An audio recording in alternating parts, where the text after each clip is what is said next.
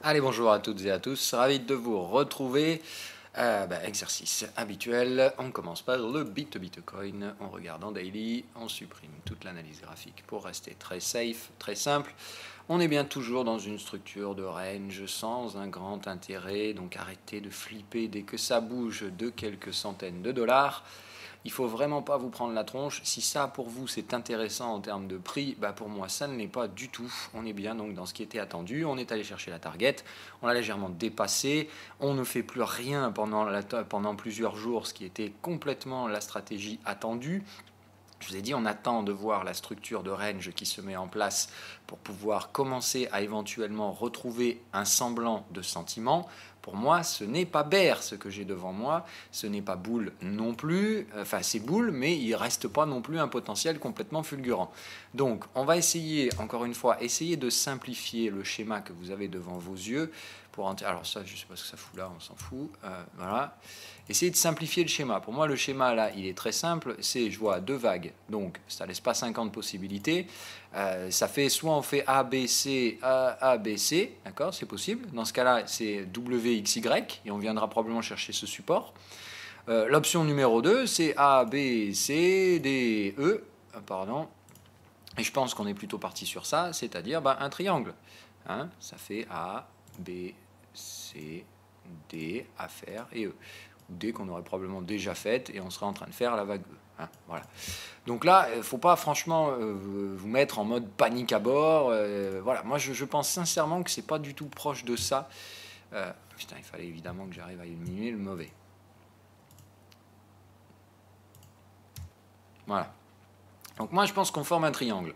Je pense donc normalement un triangle, c'est typique d'une vague 4, ça correspond bien à ce qu'on recherche, c'est-à-dire je pense qu'il faut rester acheteur sur une dernière vague acheteuse. Maintenant moi je vais me reprendre un petit achat évidemment dans ce cas-là, pas tout de suite, j'attends donc la terminaison de la structure, parce que comme je vous dis ça peut très bien être ABC, un remontant de vague et ABC, et dans ce cas-là on va les tirer ici. Bref, on arrive là sur les zones. Moi, ce qui va m'intéresser maintenant, vu que je pense qu'on se rapproche des phases terminales de traitement des résistances, enfin des niveaux Bitcoin, je pense que si on vient ici, ça devient intéressant de remettre un ordre, éventuellement, un petit ordre. Ah putain. Bon. Mettre en pause, je vais juste faire le tri dans les alertes. Voilà, c'est un peu mieux. Alors, donc une alerte ici. Si on revient chercher les résistances en fonction de la structure, si on respecte toujours cette forme de triangle, pourquoi pas? Ça veut dire qu'on casse le point B. Dans ce cas-là, je suis prêt à acheter avec un stop sous le point C. Ça fait un ratio d'1 pour 1, puisque je pense qu'on viendra ici, mais ça permet toujours un petit trade de fin de tendance pour essayer de racler encore quelques centaines de dollars qui permettront pour moi de payer les ventes. Hein. Après, je vous ai dit, je respecte la structure. Je pense passer vendeur derrière, quoi qu'il arrive. Hein. Voilà. On verra. Hein. Enfin, par contre, il me faut des signaux. S'il n'y a pas de signaux, pas de vente. Hein, voilà. Mais je dis si ça arrive au courant de la semaine, et je pense que c'est le cas, qu'on va se prendre encore un gros pump et arriver par là. Franchement, je pense que je vais prendre quand même cette vente dans tous les cas, mais en fait, je vais me la payer avec une entrée. C'est-à-dire que je rentre ici à l'achat, ici je passe vendeur, et ça paye direct le stop. Voilà. C'est la solution de facilité pour moi. L'autre option, c'est on continue de baisser, et dans ce cas-là, je vais attendre qu'on revienne chercher ce niveau de retracement, là où du volume nous attend. Et sinon, il n'y a rien d'autre à faire entre les deux. Donc là, laissez le range se terminer. Si vous êtes encore en train de surspéculer, à faire les mumuses et devenir fou à chaque fois que ça bouge d'une centaine de dollars, vous savez comment bouge le Bitcoin. Donc déjà dans un range, je vous ai toujours dit, il ne faut pas trop se compliquer la vie. Dans un range, on identifie la résistance, on identifie le support au début, et tant qu'on n'a pas plusieurs vagues pour donner une structure à ce range, on ne spécule pas. Là, vous prenez le dernier support, la dernière résistance, et vous mettez du neuneu. Tant que vous ne savez pas quoi faire, il n'y a que ça à faire. Et vous voyez quoi? On ne franchit pas la zone rouge. Donc pour l'instant, il n'y a pas de raison de passer supra-acheteur. Maintenant, si on la franchit sans avoir traversé la dump zone, c'est que le range est terminé et qu'on repart sur un sentiment plus tendanciel. Sinon, vous attendez bêtement et sagement qu'on arrive dans la zone bleue. C'est aussi simple que ça, bon sang. Je sais que ça peut vous paraître compliqué et que vous avez besoin de comprendre les mouvements de prix. Dans un range, on ne cherche pas à comprendre. Dans un range, on paye bas et on vend haut. C'est aussi simple que ça. Et si vous respectez cette simple stratégie, c'est aussi simple que ça. Après, ce qu'on fait, c'est qu'on fait du trade spéculatif sur les ranges qui précèdent la formation des tendances. Mais ça, c'est autre chose. Ça, c'est ce qu'on fait quand on met en place des stratégies. Hein. Mais là, on n'est pas du tout dans une stratégie. On est au cours d'une stratégie à l'achat, dans une phase de temporisation. Dans ce cas-là, comme je vous dis, comme moi, j'ai pas trop envie de laisser traîner dans ces types de marchés-là parce qu'ils sont un peu nerveux, j'ai préféré encaisser d'entrée et je vous ai dit, je passe en mode attentiste. J'attends de voir ce que le marché fait. Le marché fait un range, ça montre qu'on accepte bien ses prix. Dans ce cas-là, je vais reprendre une position acheteuse. Mais pas encore et j'attends que le range se termine. Voilà. On va regarder les autres coins parce que là c'est pas joli mais je suis toujours à l'achat, hein. On travaille ces zones de support, pour moi elles n'ont pas de raison de céder. Par contre je pense qu'on va essayer de passer marginalement là-dessous parce que je vous rappelle il y avait deux solutions, hein, pour trouver cette vague 4 pour moi. Soit on la faisait en mode simple ici avec une seule impulsion, soit on fait la version classique A, B, C, c'est à dire qu'il faut ici je pense qu'on aille basculer marginalement sous le point 4, venir chercher probablement celui-là de support qu'on avait identifié, la zone des 432,80 qui me semble être une zone qui peut être assez intéressante et comme vous le voyez, c'est magique, Sinewave vous la met en valeur également.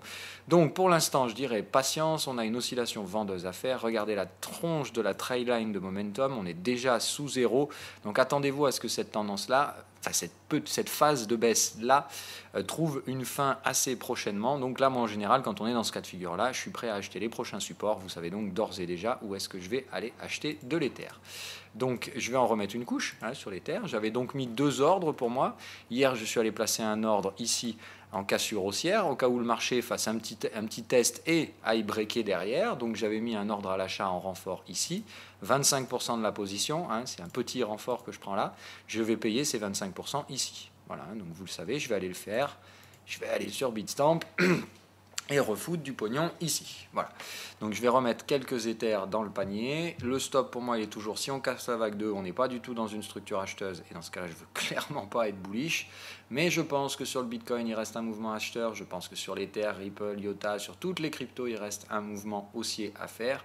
Et je pense que j'espère voir les cryptos alt reprendre un petit peu du poil de la bête par rapport au retard qu'ils ont accumulé face à Bitcoin. Maintenant, c'est spéculatif, je peux très bien me planter, mais encore une fois, moi je suis un trader de risque ratio rendement, ce qui fait que sur Bitcoin, ça m'intéresse d'en remettre un petit peu parce qu'il y a quand même une opportunité, mais là où j'ai envie de mettre des billes spéculatives, c'est bien plus sur l'Ether, le Ripple et l'IOTA, puisque je pense que c'est là que se trouve le potentiel, pour les raisons que je vous avais évoquées. Si je viens sur BTC, si on doit acheter à peu près par là pour viser ça, ça fait une hausse de 10-11%, là où je pense que l'Ether peut tirer un bon 20-25. Voilà. Donc je pense que déjà ça procure plus, et là où je pense que Ripple peut carrément m'en envoyer 25 à 40. Donc, et IOTA, même chose. IOTA, je pense que ça peut tirer un bon 30% de gain. Donc encore une fois, il s'agirait, si ce scénario déclenche, d'un bon gros pump, pas un petit pump, mais un bon gros pump des altcoins. Et j'aimerais voir ça. Pour moi, c'est pas mature pour aller enfoncer les supports sur les altcoins. Il faut faire rentrer du neuneu, quoi. Et pour faire rentrer du neuneu, il faut leur faire un gros pump. Comme ça, ils rentrent, ils achètent avec du levier, c'est super. Et puis derrière, on a un max de stop à aller effacer. Bon, maintenant, ce que je vois aussi, c'est que ça achète mine de rien les altcoins. Mais ça achète spéculatif. Donc, à voir s'il y a suffisamment de gens qui achètent spéculatif pour qu'on aille enfoncer les supports sur les altcoins. Dans ce cas-là, je lâcherai gentiment mes stops, mais encore une fois, la différence entre un mec qui met tout son compte de trading avec du levier sur un support, se disant c'est bon, c'est le bon support, on y va, chaud devant, je mets tout mon pognon et je risque tout à l'achat d'un support spéculatif, bon, lui, il n'a rien compris. Moi, je vous l'ai dit, si je me fais arracher là sur les cryptos, c'est pas grand-chose. Je vais même pas rendre ce que j'ai récupéré sur le Bitcoin. Donc c'est vraiment, moi, la démarche est spéculative et elle l'est intégralement dans le levier qui est choisi, à l'exposition, mais par contre, si ça valide, je prendrai des renforts, ça c'est clair. Voilà. Donc qu'on soit bien clair, je vais garder peut-être le renfort Ether. Il me semble que l'Ether est quand même le plus solide, donc moi c'est vraiment là-dessus que j'ai envie de prendre. Maintenant il va de soi que si ça démonte, c'est celui qui va se faire démonter le plus, hein, c'est toujours pareil. Donc je vais surveiller, mais je pense que je gardais mon renfort ici à 250$ en cas de cassure haussière et peut-être en rajouter un donc ici, c'est-à-dire que du coup je suis prêt à rajouter 2 fois 25% sur la position, une sur le support et une derrière en cassure de résistance. Le schéma que j'aimerais voir sur l'Ether, c'est soit ici on parvient à basculer très marginalement, mais je veux qu'on bascule là-dessous quand même. Hein, c'est-à-dire soit on fait juste un petit truc comme ça, on ne va même pas chercher le support. Bon, je vois pas franchement pourquoi on s'arrêterait là. N'hésitez pas à aller tester cette zone de prix. C'est ici que se trouvera la demande, donc je ne vois pas pourquoi on s'arrêterait avant. Moi, je vois bien un marché qui fait ça, qui revient ici, déclencher les premiers stops, les miens, hein. Donc moi y compris, ici je passerai à l'achat, faire un petit pullback, et derrière, on y va cordialement en 5 vagues. Voilà un peu le schéma que j'ai dans la tronche. Donc derrière, il faudra attendre d'avoir la formation de la sous-vague 4. Donc si le marché bute ici, voilà, si on dépasse et qu'on bute là, peut-être que c'est là que le signal de vente va se donner, du coup dans la zone rouge. Donc attention à surveiller. Moi, ce qui est sûr, c'est que tant que je n'ai pas ce schéma-là inscrit devant moi, un premier pullback que j'anticipe d'ores et déjà vers là, si je n'ai pas un pullback ici en arrivant dans la zone rouge, je ne traiterai pas les signaux qui pourront arriver là, et je vais essayer de tirer jusqu'à la target max. Okay, ou ici peut-être un TP 25 ou 50% si pour une raison X ou Y, il y a un signal assez inquiétant. Ok, voilà pour la partie crypto. On passe au marché classique. Alors je regarde pourquoi IOTA s'en sort bien. Alors bon, en fait, ils s'en sortent pas mieux que les autres. D'accord. Donc là, on est toujours, de toute façon, sur IOTA, pour moi, c'est des structures où tant qu'on se maintient au-dessus de ce bottom, c'est reste pour moi potentiellement une vague 2 en deux temps. Donc là, on essaierait de faire une vague 1, d'une sous-vague 3. À voir. Bon, pour l'instant, ça reste moumou, quoi qu'il arrive. Tant qu'on ne repasse pas au-dessus de ça, IOTA n'a pas le moindre sentiment acheteur. Et j'aimerais bien la voir, c'est-à-dire je voudrais voir cette zone-là achetée et considérée comme une zone à déborder pour venir rentrer dans la dump zone. Je vous rappelle qu'ici, le contexte, c'est bien ça. Si je prends cette zone-là comme étant une grosse zone à neuneu, ça nous fait, encore une fois, ici, une zone neuneu à ne pas trader. C'est-à-dire là-dedans, hop, moi je viens gérer, rappelez-vous, ici, normalement, la structure, c'est hop, on rentre dans la zone neuneu sans atteindre l'autre borne et on fait un pullback dans la zone bleue. D'accord ? C'est ça le schéma que j'ai sur l'ensemble des cryptos. Je ne pense pas qu'on soit du tout parti pour faire un gros pump, mais même dans le cas d'un scénario acheteur sur les altcoins, je pense que c'est ça la structure, c'est venir chercher la zone neuneu, tester la zone bleue, et ensuite soit la zone bleue paye, et on est dans un schéma haussier, et là je pense qu'on pourra payer l'ensemble de ces cryptos. Sinon, la zone bleue ne réagit pas et c'est le crack derrière et on va complètement effondrer les valos pour mettre un stress sur les valorisations altcoin et pour voir qui survivra au stress des flux de capitaux sortants. Voilà, allez, on bouge. Marché classique, calendrier économique. On a eu la Banque du Japon cette nuit. Mais bon, apparemment ça n'a pas trop plu. On va voir un peu tout ça. On a de l'inflation en zone euro là dans pas longtemps. Ça devrait même être déjà sorti. À 11h14, ça devrait déjà être dehors. Ok, une inflation à 2,1, bon, c'est pas, voilà, ok. Et confiance des consommateurs, rien à foutre. Donc aujourd'hui, tout ce qui nous reste, c'est Apple ce soir à la publication des résultats après la clôture. Je vais immédiatement jeter un œil au VIX. Alors, ayant vu la tronche de mon compte ce matin au réveil, je pense que c'est pas génial, parce que je me suis couché hier, c'était quand même plus sympa sur le compte. Donc c'est pas un énorme trou d'air ce matin, mais le compte est parti en négatif par rapport à hier soir. Donc je ne sais pas du tout ce qui a causé ça, mais on va le regarder, on va essayer de décrypter ça ensemble. Ça me paraît un peu bizarre, parce que normalement le yen aurait plutôt dû tendre certaines situations, plutôt que les détendre. Donc le JPN à la hausse, on va aller voir ça. Donc il n'a pas dû déclencher mes renforts sous les supports. En tout cas j'espère qu'il ne l'a pas fait juste pour aller me déclencher les stops. On va aller regarder. Donc ce matin ça paye en zone euro, ok, à cause de l'inflation. Bon, pas certain que ce soit un vrai catalyseur haussier. Donc ça pèse en euros, le JPN se détend à court terme avec le yen. Qu'est-ce qu'on a Putain, le gold qui retourne une nouvelle fois sur les supports, c'est incroyable ça, complètement incroyable. On va regarder le dollar. Le yen index n'a pas encore les prix, bon ça c'était hier, et ok. D'accord, alors on va essayer de décortiquer ça. Je vois pas trop l'intérêt du mouvement. Oh putain, l'US Oil, je vais voir que j'ai encore raté mon coup. Ah non, ça va. Donc on va parler US Oil ce matin, on va regarder Gold, Silver évidemment. Je pense qu'on va même commencer par ça parce que eux ils commencent sérieusement à me péter les couilles. Ok, une nouvelle fois sur le support. Donc allez, le Gold, ils veulent enfoncer, hein, c'est clair. On va pas y aller par 4 chemins. Le support va probablement céder à nouveau pour aller chercher les niveaux inférieurs. Donc je vais devoir probablement prendre un nouveau stop sur le gold. Stop partiel. Quoi qu'il arrive, je vous l'ai dit, le gold, je garderai une exposition. Parce que ce machin-là, le jour où on va arrêter de faire les cons, ça va être brutal. Parce que plus on passe de temps dans une corrélation, plus derrière, la recorrélation est longue. Rappelez-vous le schéma que je vous avais donné, qui était un schéma en fait en losange, hein, c'est-à-dire la décorrélation, elle bénéficie toujours plus à un des deux actifs qui décorrèlent. Évidemment, là, vous avez bien compris, ça bénéficie aux actions américaines, on pénalisait le gold. Et le truc, c'est que derrière, la recorrélation, elle est beaucoup plus favorable à l'actif qui décorrélait, c'est-à-dire l'actif qui était distordu. La distorsion, elle est clairement sur le gold. Donc le gold va être brutalement haussier derrière, et la phase de recorrélation est beaucoup plus forte et beaucoup plus rapide. Elle est plus rapide que la phase de décorrélation. Donc là, on a mis combien de temps? Pour moi, le gold, il fait n'importe quoi depuis là. Voilà. Avant, c'était normal. Ça, c'était encore normal. Là, c'est vraiment devenu n'importe quoi. Donc c'était mi-mai. Voilà. Depuis mi-mai, on va dire ça va faire bientôt 2 mois et demi que le gold fait nawak. Donc derrière, il faudra s'attendre probablement à 1 mois et demi de hausse brutale, recorrélation sur le gold. Donc 1 mois et demi, vous dites, ça fait, théoriquement, ça nous tirait mi-septembre pour revenir au minimum à la médiane du range, c'est-à-dire pour moi ici. Et je pense que ça risque d'être plus brutal que ça, mais vous voyez que ça correspond à peu près avec le timing que j'ai anticipé. C'est-à-dire qu'au bout d'un moment, le gold, je ne sais pas pourquoi ni comment, mais ça va brutalement repartir dans l'autre sens, et les mecs, ils vont devoir sortir toutes les positions spéculatives.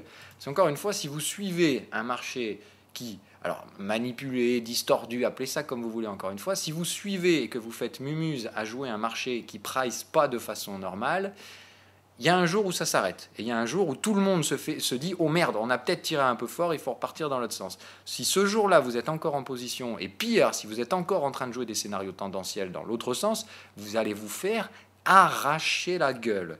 Et je pèse mes mots, c'est-à-dire que quand une décorrélation, vous la suivez en prenant en compte, parce que voilà, je vais vous dire le truc simple, en ce moment, il n'y a pas 50 positionnements sur le gold, soit vous luttez contre la décorrélation, c'est-à-dire vous vous dites, c'est pas normal ce pricing, donc je cherche à acheter, c'est ce que moi je fais en tant que spéculateur, toujours avec des leviers spéculatifs, je suis bien conscient de ce que je fais. L'option numéro 2, c'est de vous dire, je cherche pas à comprendre, le marché vend le gold, je vends le gold.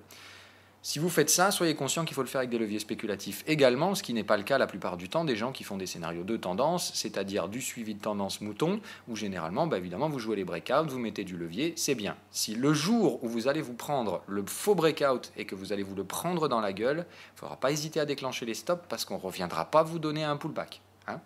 Il faut être clair, le gold, le jour où il sort de ses ranges baissiers, de ses attaques baissières et de ses sorties multiples toujours par le bas, je vous garantis qu'il fera l'inverse et que ça ira plus vite dans l'autre sens. Donc attendez-vous au même genre d'action de prix, ce sera latéralisation, cassure de résistance, latéralisation, cassure de résistance, latéralisation, cassure de résistance pour une durée indéterminée et la pente sera plus pentue que ça. Ça, c'est une petite pente. Attendez-vous à un truc bien plus vertical dans la phase de recorrélation. Et comme en plus, je pense qu'on doit aller casser cette résistance, ça veut dire qu'on a un sacré beau potentiel à se mettre dans la poche le jour où ça va enfin arrêter les conneries. Maintenant, pour l'instant, en daily, ce qu'on voit, c'est quoi? Eh bien, ça veut ce putain de support. Maintenant, tant qu'on n'est pas vraiment allé le chercher, ne vous amusez pas à faire n'importe quoi. Rappelez-vous ce scénario qui avait plusieurs options. Il y avait également cette option-là qui était, dans ce cas-là, de considérer ça comme une zone neuneu. Et dans ce cas-là, si c'est le cas, eh ben, il y a encore du potentiel à la baisse. C'est peut-être ça que le marché va essayer de chercher. Dans ce cas-là, c'est plutôt cette zone-là, moi, qui m'intéressera. La petite zone intermédiaire, je la prends que si j'ai vraiment du exit ou un truc comme ça. Moi, là, ce qu'il y a, c'est qu'on est sur la target du break. C'est pour ça que j'achète. Parce que normalement, on n'est pas supposé aller plus bas que ça. Parce qu'on est dans un break de range, c'est-à-dire pas un break de tendance, un break où l'objectif, c'est juste d'aller démonter du stop.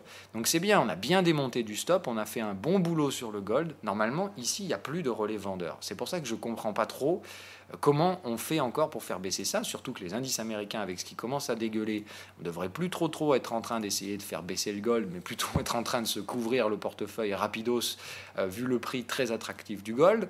Donc je comprends pourquoi on ne baisse plus, parce qu'il y a probablement une demande acheteuse sur le gold. Je ne comprends pas, par contre, pourquoi on n'est toujours pas en train de franchir les résistances. Mais ça, encore une fois, les voies du marché sont impénétrables. Donc on va attendre. Moi, tant que ça ne dépasse pas une résistance, je ne peux pas mettre de levier. Maintenant, si ça doit défoncer encore une fois les supports, je vais peut-être devoir alléger encore une fois pour tout simplement être capable de faire éventuellement face au risque d'un retour dans la zone bleue et tout simplement dans ce cas-là d'une traversée intégrale de la zone de nœud. La zone de nœud, elle est là. On est en bas de la zone de nœud. Ici, pour moi, c'est intéressant d'acheter. Franchement, hein, je ne veux pas vous le cacher, c'est très intéressant d'acheter. Parce que dans un scénario haussier, si on veut déborder la zone rouge, il ne faut pas aller chercher la zone bleue normalement. Hein. Voilà. Et normalement, ici, on devrait acheter dans le bas de la zone de nœud, ressortir de la zone de nœud par le haut. C'est bien ici que je serai full leverage, c'est-à-dire le jour où on repasse les 1279, je peux vous dire que je vais y aller costaud. Ça correspond au niveau du break, voilà. Mais ici, je serai déjà en levier, et là, je serai en levier max pour traverser la zone rouge et aller chercher ma zone target supérieure. Ok ? Donc vraiment, c'est ça mon schéma sur le gold. Maintenant, pour l'instant, le marché ne me donne pas raison. Je suis obligé d'être patient. Maintenant, attention, hein, c'est pas parce qu'on a des bougies baissières que ça fait 15 fois qu'on attaque le support. Tant qu'il ne cède pas, il n'a pas cédé, point barre. N'anticipez pas les cassures de support. Hein. Alors évidemment, il y a ceux qui vont jouer les structures tendancielles qui, comme d'hab, vont vous dire c'est bon, on y va, on y va, on y va, on y va. Voilà, je vous dis, celui qui s'amuse à anticiper la cassure de ce support, si le marché derrière, pour une raison X ou Y, il fait bam d'un coup, il ne reviendra plus jamais ici. Et si vous ne déclenchez pas les stops, vous allez vous prendre une perte colossale, puisque je vous dis, il n'y aura pas de pullback, et le machin, il va se renverser d'un coup. Donc soyez prudents, si vous continuez à jouer les enfoncements de support sur le gold, c'est une stratégie, certes, qui pour l'instant paye plus que de jouer les achats. Je préfère être pragmatique. Moi, pour le moment, j'enchaîne des petites pertes sur le gold.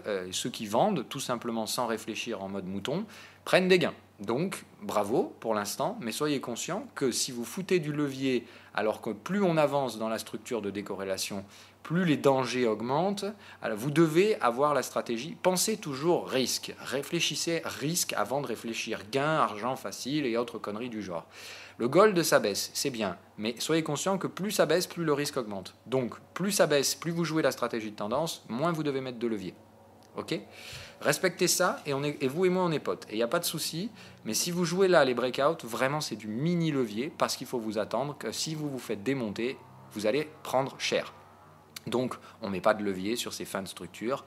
Et moi, je pense qu'on est déjà encore dans des structures où il faut surveiller les achats plus que les ventes proches de ces zones de prix. Maintenant, encore une fois, jusqu'à présent, le marché me donne tort et il faut être franc là-dessus. Ok, vous la voyez cette ligne-là, là, celle-là. Alors ça, je ne sais pas ce que c'est. On va supprimer parce que j'aime pas laisser traîner des merdes. Voilà, on s'en fout. Ici, on est juste pile poil dans le bas de la zone de nœud. C'est-à-dire qu'il se passe quoi ? En fait, à chaque fois qu'on vient chercher le Fibo 61.8, là, donc le bas de la zone de nœud, ça passe pas. Vous voyez, à chaque fois, hop, ça passe pas, ça passe pas. On va voir. Si cette fois ça passe, pour moi, le prochain support, c'est effectivement la zone bleue et ça fait mal, c'est loin. Et là, effectivement, bon, à moins que ce soit juste une nouvelle fausse cassure, c'est-à-dire on vient là en intraday et derrière, on revient clôturer au-dessus. Ça, c'est encore une fois, c'est possible, juste pour aller nettoyer le bottom. Et vous voyez, le marché qui ferait, hop, je viens te nettoyer le bottom, je vais faire juste quelques ticks en dessous ici, juste pour te déclencher le stop de tous les imbéciles qui mettent le stop juste en dessous. Et derrière, on remonte. Donc vraiment, faites attention. Moi, je veux des clôtures actées sous les 12 011 pour déclencher une nouvelle sortie de mes stops. Et dans ce cas-là, ici, je peux vous dire que je vais y aller, mais je ne vais pas faire semblant. Hein. À 1180 $ l'once, non seulement je vais aller racheter de l'or physique, mais en pire, là, je vais acheter or physique plus papier et je mettrai probablement 30% de mon compte en or, tout simplement parce qu'à ce prix-là, c'est cadeau. Hein. Voilà. Donc après, je m'en fous, je pourrais me planter. Si on traverse la zone bleue, bah tant pis, je me ferai bien base et j'aurais fait un très mauvais investissement. Par contre, si derrière, on va chercher la zone rouge, ce qui a le plus de chances de se faire, je vais me prendre un bon 150 $ de gain et un bon 15 à 20% sur le gold. Voilà le scénario. Je pense que celui-là pour moi semble plus intéressant. Alors, ah oui, l'euro-yen, c'est lui qui pèse dans le compte. Voilà, c'est à cause de lui ce matin que je me prends un compte pas très jovial au réveil. Ok, la structure me plaît bien. On a bien la target, malheureusement on a le break, donc je vais attendre de voir comment ça réagit par là. Je vais attendre de voir mon momentum se calmer. Pour l'instant il est juste straightforward à cause des japonais, donc je vais attendre un peu que ça stabilise. Là je pense que honnêtement en 2 heures les informations ne sont pas suffisantes, donc je dirais attendre la formation d'une structure où il y a plusieurs bougies 2 heures qui s'arrêtent. Ici je vois bien la résistance à 61,8, je pense que c'est par là que ça devrait s'arrêter. Mais je pense qu'on ira un peu plus haut que cette limite. Et du fait du gros momentum acheteur, là, moi je ferai attention quand même à pas trop me faire baiser. Dans la structure de consolidation que je vois bien celle-là. une vague A, une vague B qui était venue chercher pile poil. Donc on est bien pour moi dans la structure extended flat. Je vous l'avais préparé celle-là, hein. Je vous avais dit soit on fait un running flat ici et on s'arrête, mais je veux voir 5 vagues de hausse, c'est pas le cas. Soit on va chercher l'extended flat et c'était soit 161% et ça nous amenait ici, soit 261% d'extension et ça amène là. Voilà, hein. Donc je pense que c'est là-haut qu'on va, ou en tout cas par là. Vous voyez, on a bien ici une zone résistante, donc je m'attends à ce que le marché accumule un peu ici, fasse une mèche là-haut pour emmerder le monde, et ici, on y va chaud devant. Ça, c'est la fourchette d'Andrews qui, normalement, devrait nous donner la vague 2, c'est-à-dire vague 1. Ici, on est bien sur une vague impulsive, on a bien cassé un support, il n'y a pas de souci, on est bien dans une tendance baissière, mais on fait une vague 2 assez profonde. Généralement, c'est 61-76,4 les vagues 2, donc on est bien dans le schéma, hein. On est dans le schéma d'un pullback qui va précéder une grosse vague de tendance bien baissière. Attendez-vous à un machin comme ça derrière, hein. Voire plus, parce que là on est sur les phases terminales et il va y avoir de moins en moins de soutien acheteur. Donc là moi je m'attends, prochain objectif c'est la zone bleue, sans problème, et je pense qu'on peut même glisser sous ce support là s'il y a vraiment un bon paquet de vendeurs. Théoriquement venir chercher le bas de la fourchette, hein. Ça me semble totalement viable de se faire un bon gros comme ça, prochain coup, après on remonte un peu, on va chercher la target max et puis terminer pour le scénario euro-yen. Il aura fallu encore une fois beaucoup de patience, mais je ne pense pas qu'on soit dans un schéma haussier. Il faudra quand même se protéger par un stop loss au-dessus du précédent sommet. Voilà. Au-dessus de la zone rouge, mais je pense que sans problème ici, retest, démontage de vendeurs, enfin d'acheteurs, et puis derrière tout va bien. Donc en 2 heures, attention, le fait de ce break fait que pour ma part, il va falloir être un petit peu prudent. Je pense sincèrement que ce break va être invalidé, mais je veux voir là déjà dans un premier temps les bougies se calmer. C'est-à-dire que là on a du volume à exécuter ici sur cette résistance, je veux voir les prix s'arrêter. Et après, 2 options, soit on va chercher mon niveau technique, et dans ce cas-là ici je vends au marché, avec une limite. Soit ça se casse la gueule, on repasse sous le break et même chose. Ok, donc en fait ici mon entrée vendeuse, je vais la mettre au niveau du breakout. C'est-à-dire que là, comme on est dans une structure de tendance, soit j'attends que cette tendance s'épuise, me donne un signal vendeur, d'accord, ou au moins déjà un signal d'excès de momentum, ce qui là n'est pas le cas, hein. Alors mon momentum il est en train de préparer une divergence, mais là il me donne rien du tout à vendre, donc pour l'instant je ne vends pas et je vais attendre. Dès qu'on sera proche de là, si on me donne un signal de momentum proche de la fourchette d'Andrews, ou si on va carrément chercher le niveau sur lequel j'ai envie de vendre, bah là voilà, je ne vais pas trop me prendre la tête, hein. Dans ce cas-là, j'hésite pas trop. Le 76,4 ici, je le prends. Voilà, c'est le niveau précisément que je vends. Je vous donne le prix comme ça, encore une fois, pour la transparence. 131,30. Voilà, 131,31 comme ça, voilà, c'est le nombre. Donc 131,31, je prends une vente en limite, quoi qu'il arrive, avec un stop au-dessus de la résistance, hein, bien sûr. Mais ici, je renforce mon yen pour passer levier 4, et évidemment, ici, derrière, levier 5, et c'est le levier maximum que je prends sur l'euro-yen. Mais on est normalement dans la vague qui précède la structure de tendance, ce qui veut dire que derrière, sur l'euro-yen, je m'attends à ce que ça fasse ça. D'accord. Alors, peut-être pas, je vous dis peut-être pas en ligne droite, et dans ce cas-là, il y aura quelque chose à jouer vers la zone bleue.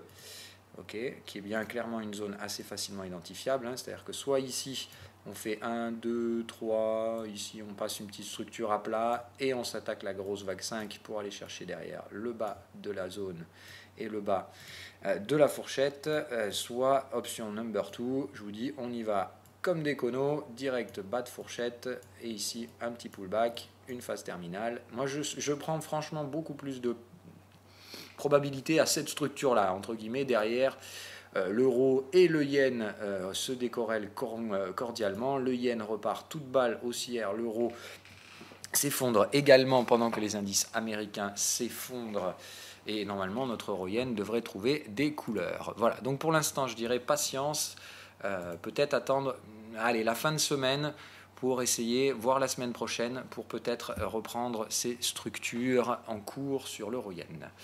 Qu'est-ce qu'il y a d'autre qui bouge? Ah putain, la UDNZD, salopard de merde. Pardon pour le, pour le vocabulaire.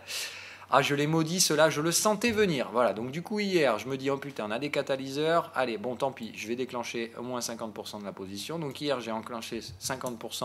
Alors, c'est des prises de profit, hein, mais ça me fait chier de voir que ce matin, on remonte. Hein, voilà. Donc, il commence à m'emmerder sérieusement, cela. Donc, fausse cassure hier, ça rachète immédiatement. Donc, on est bien sur un actif très soutenu, hein, sur la UDNZD. C'était la stratégie. Maintenant, bon ben voilà, j'ai préféré sortir pour rentrer à meilleur compte. Ben maintenant, là, je suis complètement hors de toute position à renfort à faire.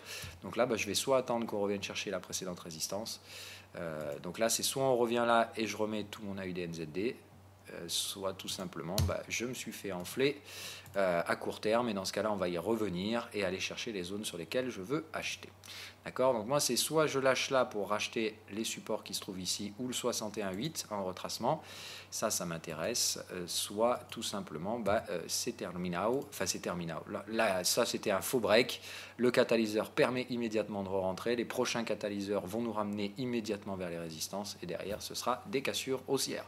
Après cette structure de range, il n'y a aucun souci. Moi, on vient chercher les résistances. Je repars full levier sur la UDNZD. Mais là, voilà, je ne peux pas donner une structure à ce range. Honnêtement, ça, c'est juste du gros bruit pour moi. Et je pense qu'on peut aller un peu plus bas. Donc, pour l'instant, n'ayant pas de structure, je laisse et j'attends. C'est-à-dire que là, je passe vraiment, encore une fois, j'espère que ça vous est venu immédiatement. Quand je ne sais pas, je fais quoi? Je mets immédiatement du trading neuneux. Voilà. Donc là, c'est pas compliqué. Pour moi, ça fait ça à ça.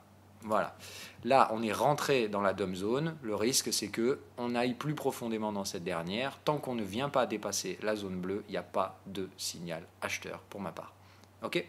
Maintenant qu'on est rentré dans la DOM zone, si on déborde la zone ici, c'est bien effectivement un signal d'achat. Mais pour ma part, je pense qu'il va falloir être assez lâche, c'est-à-dire pas repasser immédiatement acheteur dès qu'on franchit celle-là de résistance. Voilà. Moi, je dirais bien, il faut bien déborder cette zone, accéder au 1,980, à 1,970, 1,0970, et là, effectivement, essayer d'aller tirer des petits achats. Enfin, retirer dans les achats et repasser en full levier. La vague qui va suivre sera très longue. Je vous rappelle, les prochaines targets, elles sont vraiment loin. Il y a des gains à faire. Il y a peu de risques sur la UDNZD. On est dans une tendance. Donc, j'hésite pas à mettre du levier sur ce genre d'actifs. Qu'on soit bien d'accord, hier, je n'ai fait que sortir 50% de la position. J'ai toujours des achats sur la UDNZD. Il est hors de question que j'annule ce scénario. C'était juste sortir pour mieux re-rentrer ma stratégie. Malheureusement, voilà, là, le marché m'invalide un peu ça ce matin. Donc c'est pas grave, il y a des jours comme ça où de toute façon il faut faire des choix des fois dans le marché. Là j'ai fait un choix hier, le marché me dit que j'ai peut-être pas fait le bon choix, j'aurais mieux fait de rester en position. L'USD CNH, ça travaille toujours au niveau des résistances, mais ça ne veut pas baisser. Donc on va voir, mais on reste toujours pour moi dans un cycle bear, donc j'attends qu'au bout d'un moment ce machin-là se prenne une grosse clacasse. Bon, ça restait un scénario spéculatif, mais pour l'instant je vois pas de raison de flipper outre mesure. Disons que là, tant qu'on n'arrive déjà pas à repasser ça, il n'y a pas de raison de s'inquiéter. Ok, le scénario ici en validation, j'aimerais bien qu'il y arrive, ce serait chouette. Donc voilà, de toute façon, là, tant que ça ne fait pas invalidation ou invalidation, il n'y a rien d'intéressant. Le stop, je le garde assez loin parce que ce scénario est hautement spéculatif. L'USD CAD, on en est où? Ah bon, on n'est pas venu chercher ma target, pas cool. Ah putain, il est parti juste au-dessus. Ah ça c'est très très chiant. Je pense que je vais l'encaisser. Alors quoi qu'on a un signal bear mais non confirmé au momentum. Le momentum est divergent. Non, alors je vais me barrer sur le SD4. Je vais prendre mon gain tant qu'il est là. Donc ici scénario avorté. Tout simplement parce que j'aime pas trop le mouvement des prix. Donc le SD4, je vais aller encaisser mes gains immédiatement. Hop, voilà qui est fait. Bon, j'ai gagné 50 balles. Youhou, c'est toujours ça de prix. Mais bon, voilà. Bon, c'est un scénario qui traîne à la patte. C'est surtout cette divergence là de momentum qui me plaît pas du tout. Et je préfère encaisser tant que c'est un gain plutôt que de voir le marché repartir me chercher en invalidation.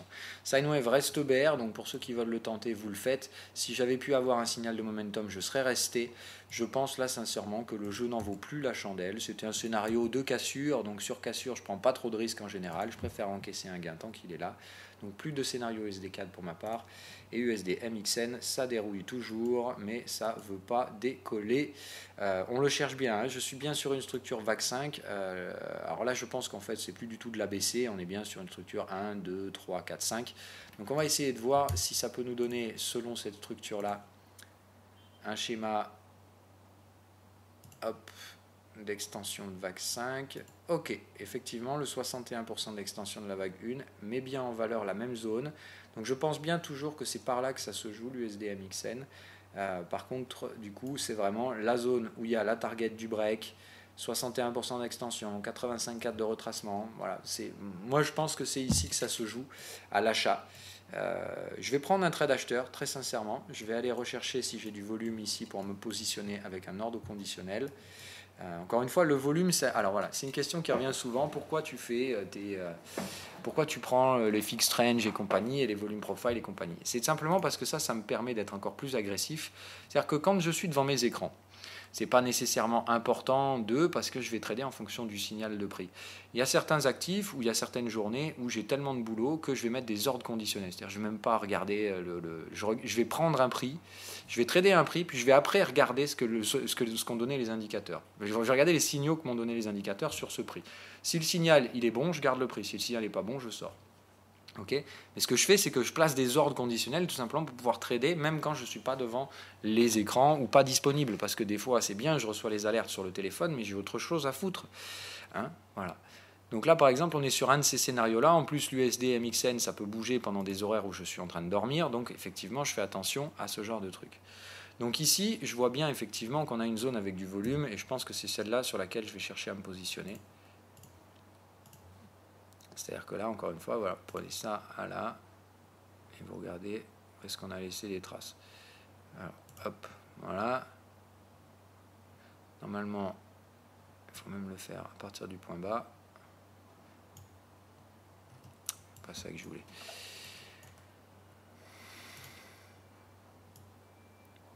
Voilà. Ok, c'est là qu'on a laissé le volume. Tac. Donc ici, pour moi, putain, ça va être une entrée acheteuse. Alors, ça va être une entrée spéculative. Donc celle-là, on a dit on ne la prend pas pour la raison simple et évidente que la dernière fois que c'est arrivé, c'était un breakout. Hein, donc on ne fait pas les marioles face à un breakout. Là, je vais essayer de voir où pourrait se situer la zone en breakout également. Donc là, je pense qu'il faut mettre un stop. Merde, pardon. Je pense que là, il faut mettre son invalidation bien sous le niveau 85,4. Alors 85,4, je vous le rappelle, regardez, normalement, ça fait 85,4, c'est le niveau qui est dans ma zone neuneu, hein, normalement. C'est-à-dire que là, si je prends mon marché... Ah, pardon, une seconde. Hop, si je prends mon marché en daily, dans ce cas-là, là, tout simplement, ce qu'on vient de faire, c'est soit je me suis trompé sur ma structure, moi je pense pas, soit ici, en fait, tout simplement, si vous appliquez une stratégie neuneu, on est sur la zone où c'est intéressant d'acheter. Hein, voilà. Donc vous captez le délire. C'est-à-dire que là, quoi qu'il arrive, même si je me suis trompé de scénario, si on n'est pas dans un scénario tendanciel, mais qu'on est dans un scénario de range sur l'USD MXN, je suis dans tous les cas dans des prix très attractifs pour jouer des achats. Donc c'est vraiment ici, il y a vraiment beaucoup d'éléments qui vont soutenir les prix.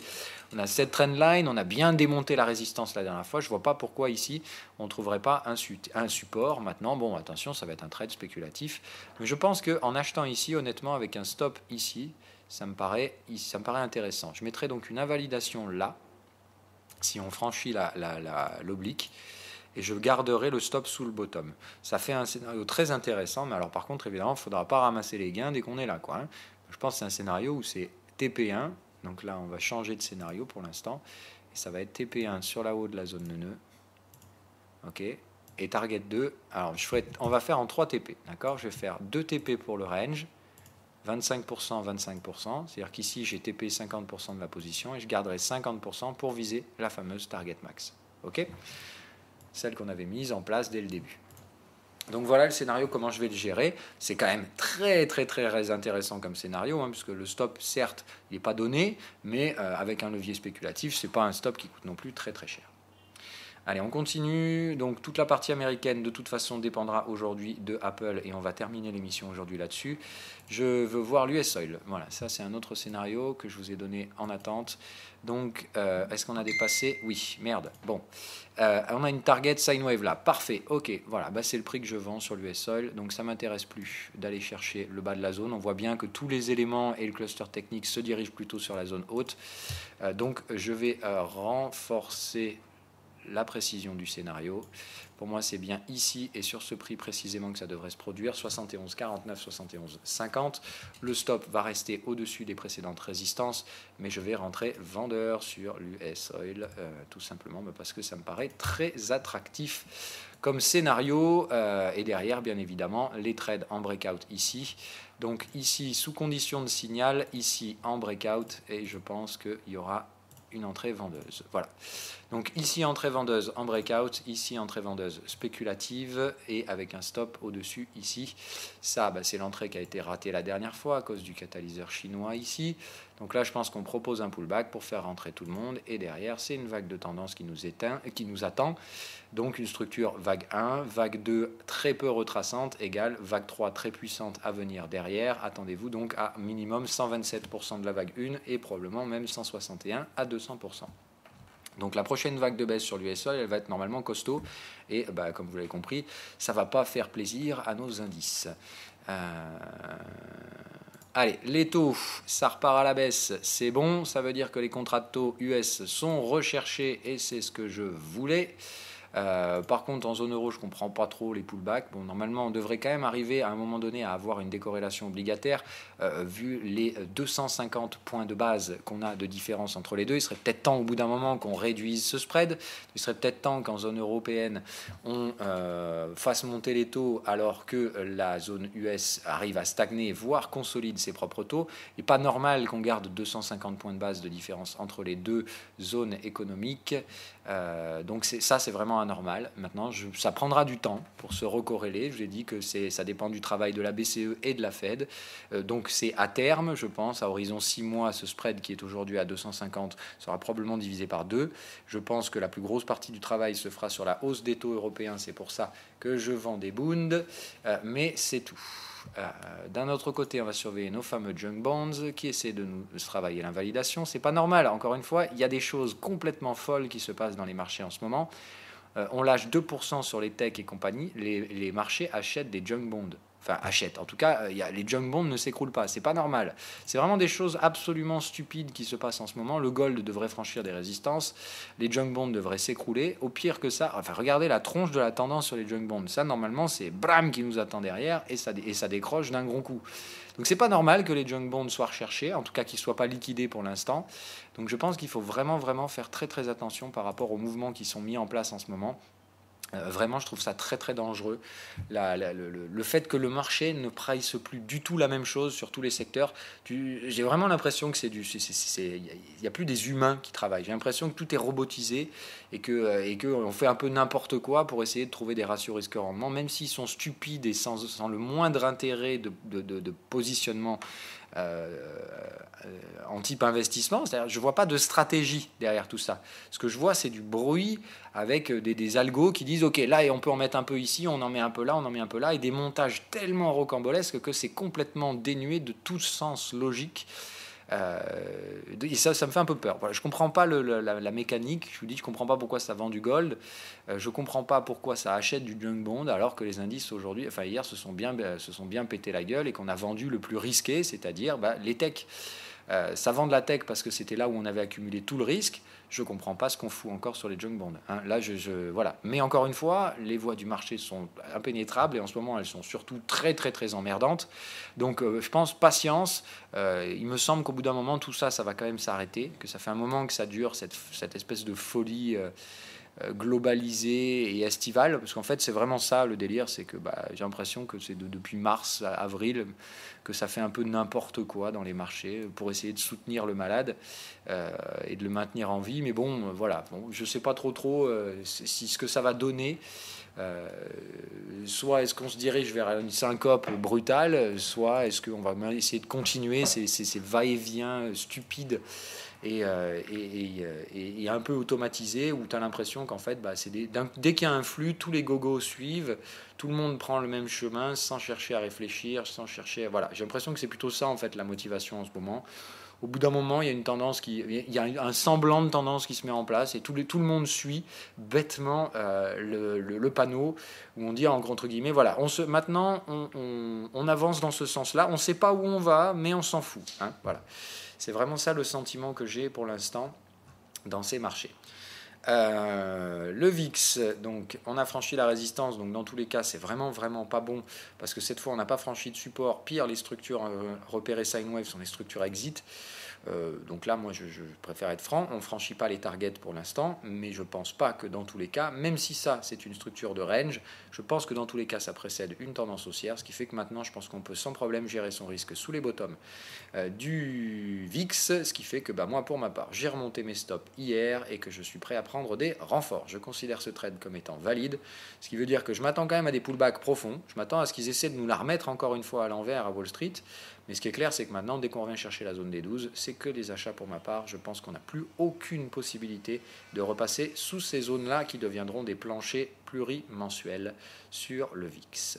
Donc maintenant, je ne sais pas quand et qu'est-ce qui va déclencher un vrai sell-off globalisé. Ça peut être ce soir Apple, ça peut être tout à fait autre chose.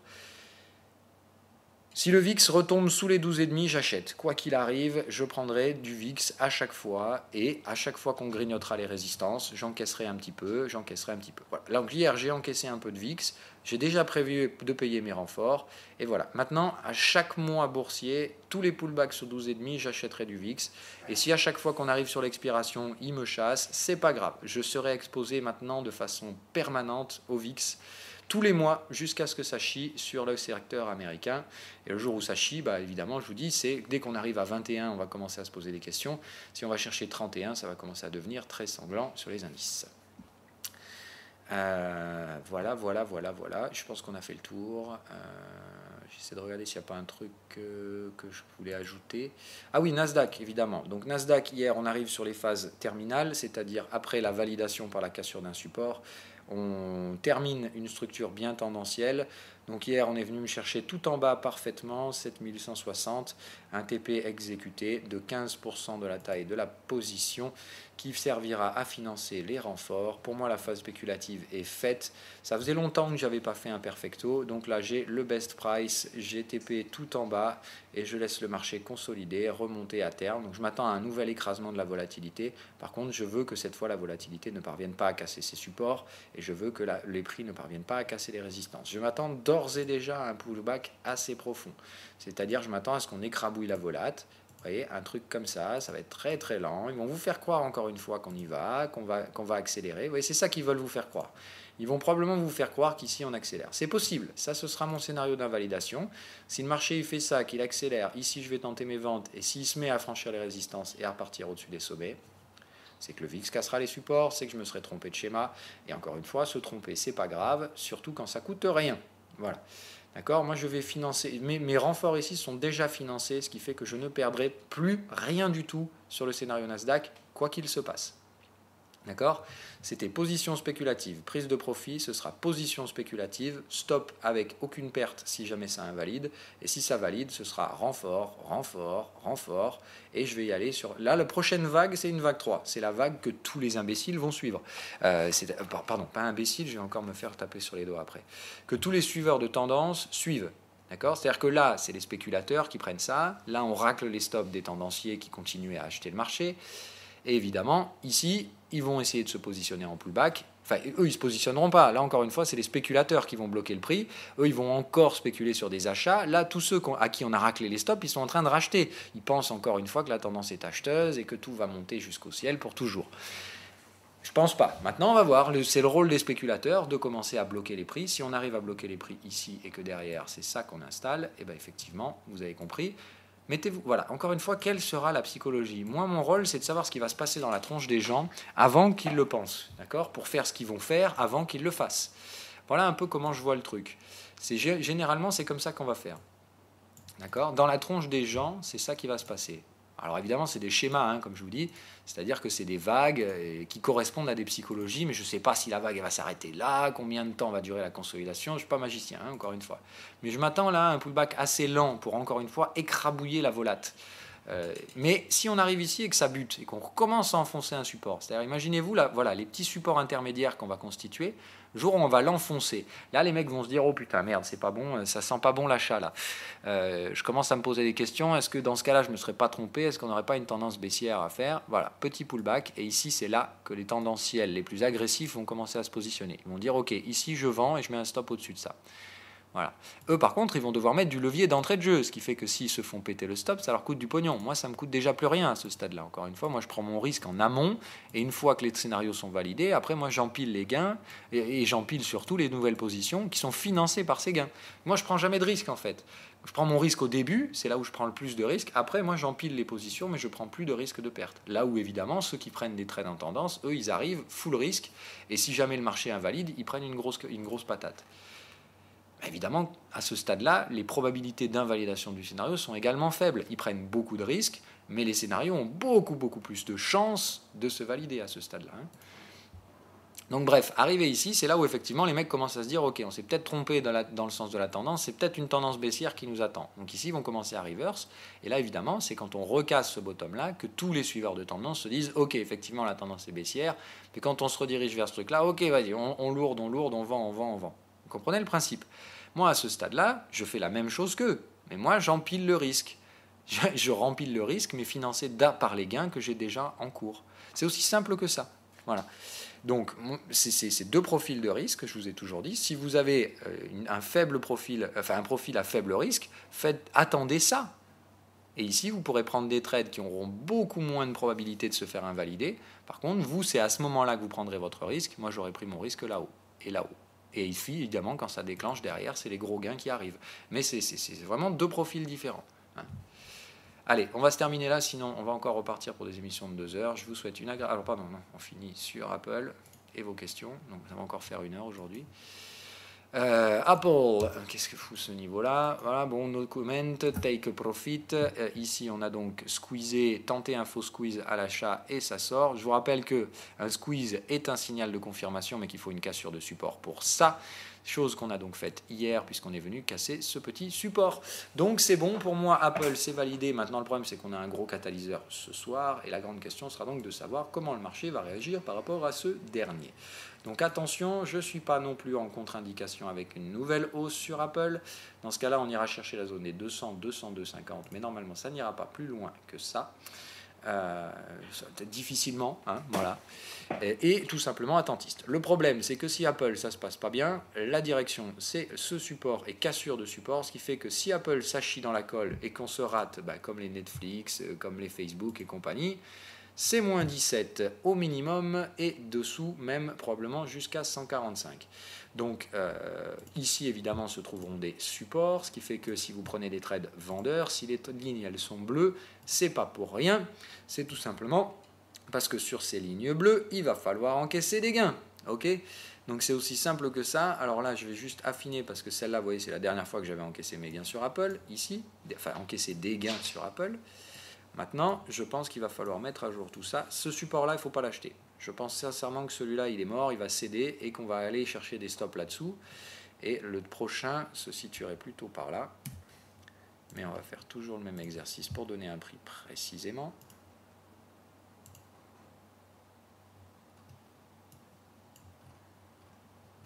Hop.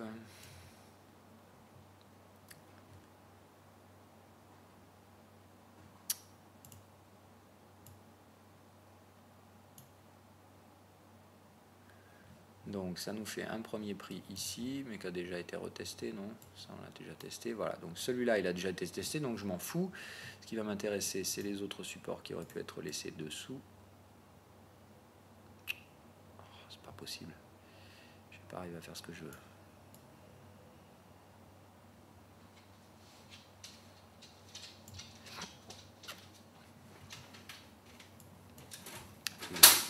Pardon, toujours pas. Ah non, de Dieu, il commence à me fatiguer là. Voilà, on y est. Alors, ça me donne 3 prix à tester. On voit bien que les 3 ont été violemment pricés au sein de la même journée. Enfin, violemment. Pas violemment, mais ça fait donc 3 niveaux de support ici. Donc on va considérer ça comme étant une zone. D'accord, quand ils sont aussi proches comme ça. Mais pour donner des prix précis, 156,60, 155,60 et probablement 144,60, 154,60. Alors ici c'est plutôt celui-là, donc 154,90. Voilà. Donc les 3 supports pour moi sont là. Les 3 supports intraday, d'accord, supports sur lesquels, bien évidemment, il faut encaisser des gains en tant que vendeur. Donc, si ça doit chuter et mal se passer pour Apple, c'est ici que je prends des premiers gains. Évidemment, la structure de prix qui arrive ici conditionnera la taille de cette prise de profit. Il va de soi que si on arrive ici avec des structures TP, je prends au moins 50% de la position. Si on arrive ici avec que dalle, je fais rien, voire je prends que 15-20% de la position pour quand même encaisser des gains sur le niveau technique. Mais c'est tout, voilà, ok. Et sinon, je laisse, encore une fois, on ne limite pas ces gains. On prend des profits partiels pour encaisser un scénario qui se déroule bien, parce qu'on arrive sur un niveau technique, mais c'est tout. Voilà. S'il n'y a pas de signaux, il ne faut pas prendre plus de 20% de gains sur votre position. Laissez un maximum de votre levier à la vente. Si ça déborde tous les niveaux les uns après les autres, il ne faut pas vous amuser à dire « Ah ouais, mais on arrive là, Phil a vu le support, donc c'est qu'il faut encaisser. » Et ici, vous vous dites « Ah, je ne sais pas quoi faire, allez, j'encaisse. » Non, non, si vous réagissez comme ça, c'est la pire des erreurs. Vous avez pris un trade, vous avez pris un risque. Vous savez que la target max, c'est ici, c'est 120. Si le marché derrière, il va à 120, vous aurez les boules de vous être arrêté à 145. Donc non, ici, c'est une étape au mieux. Et si ça se trouve, ce sera une étape finale. Si on arrive ici et que les marchés vous mettent des exits, eh ben vous faites quoi? Vous prenez 100% de la position, c'est tout. C'est aussi simple que ça. Les indicateurs, ils sont là pour vous gérer le niveau de risque. Plus le risque est grand, plus vous encaissez. Plus le risque est faible, plus vous laissez votre trade couler. Ok? Donc ce soir, c'est ça le catalyseur, c'est Apple. Pour moi, il y a deux options. Soit on ouvre au-dessus du sommet historique, on va essayer de chasser probablement au-dessus des $200 pour l'aspect headline, voilà, dire $200 pour Apple, nanana, la plus capitalisation à 1000 milliards, enfin vous connaissez tous les délires qui vont avec ce genre de débilité, mais attention, ça peut être bon Apple, encore une fois, ça reste spéculatif, et quand vous jouez des publications de résultats, c'est qui tout double. Maintenant, on voit qu'Apple s'est pas trop fait démonter, donc ça veut dire qu'il y a une grosse marge à la baisse, si pour une raison X ou Y, ça déçoit, et je pense que ce sera le cas. Par exemple, ça je trouve ça as Apple lost its cool factor. Pour moi, je pense que c'est important, effectivement. Mais oui, je pense que Apple a carrément perdu sa cool attitude et que ça va pas tarder à se ressentir sur le pricing des actions. Parce qu'il y a beaucoup de gens qui achètent Apple par affinité, parce que c'est Apple, c'est la plus grosse boîte du monde, et puis ils font les iPhones, ils sont trop forts, et je pense qu'il y a beaucoup de gens qui vont se dire « Ah bon, ok, on va peut-être plus acheter les iPhones et on va peut-être plus acheter les actions Apple non plus. » Maintenant, ça ne veut pas dire que l'action va perdre toute sa valorisation non plus. Je vous rappelle que faire ça, ça fait moins 15%. Ça ne permet pas à une entreprise de mourir du jour au lendemain. Regardez Facebook, ils ne sont pas morts et ils ont pris moins 20.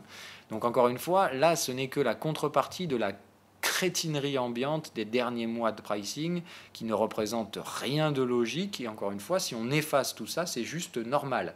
Après, les vraies phases de baisse, elles se poursuivent après, c'est-à-dire que là, si on fait moins 20 sur Apple, voilà, ça n'a rien de méchant, Voilà, Facebook n'a pas coulé parce qu'ils ont perdu, alors ça fait les gros titres, ils ont craqué 130 millions et compagnie, bon voilà. Encore une fois, on s'en fout. Tout ce qui est dit dans la sphère financière, c'est tout simplement trop tard pour l'utiliser. Et c'est ce que normalement, quand on parle d'un truc, vous devez avoir mis à profit ce scénario. D'ailleurs, on va terminer là-dessus. Comme ça, je vous en parle. Facebook, qu'est-ce que j'ai fait, s'il vous plaît? Normalement, il n'y a pas de quoi tortiller du cul. C'est déjà sur les graphiques. Voilà. Donc Facebook, hier, encaissement 20% de la position. Encore une fois, il n'y a pas de signaux, donc j'encaisse que 20%. Mais je pense qu'on ira plus bas. Et pour l'instant, c'est nécessaire d'encaisser une partie des gains. Point à la ligne. Ces gains serviront à quoi? À renforcer la position sur des pullbacks. C'est aussi simple que ça. Je pense qu'on n'a pas du tout atteint ni les targets ni les objectifs baissiers de ce trade. Donc il restera bien entendu des phases baissières. Mais ici, il est normal de commencer à payer et à récolter ce qu'on a semé. Moi, j'ai semé Facebook. J'ai pris beaucoup de risques. Et évidemment, ma position, elle est passée en perte pendant un bon moment. Maintenant qu'elle est en gain, je récolte ce que je mérite. Et je revendrai bien évidemment avec ces gains. Voilà donc le schéma. Et Nvidia sera la prochaine sur ma liste.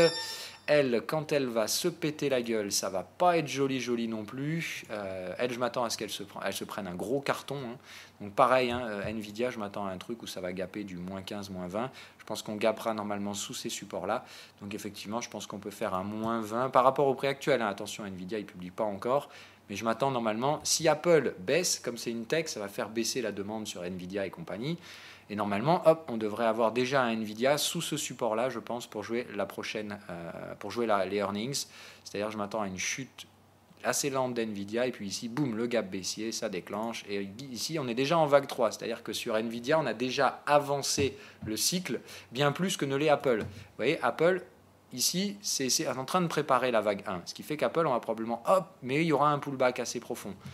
NVIDIA, je m'attends à ce qu'il y ait zéro pullback, hein, qu'on soit bien d'accord. NVIDIA, ça a déjà fait la vague 1, on a bien consolidé la vague 2, là on est en vague 3, je pense qu'ici, c'est direction target, et après, pullback, et ici, on revient là. Okay, mais pour moi, là, Nvidia, ça va cracher du pognon rapidos et ça ne va pas faire semblant. Ça fait du coup pratiquement 7 à 8 mois qu'on accumule les prix chez Nvidia, qu'on n'arrive plus à franchir les résistances, que les profits risquent d'être un peu décevants.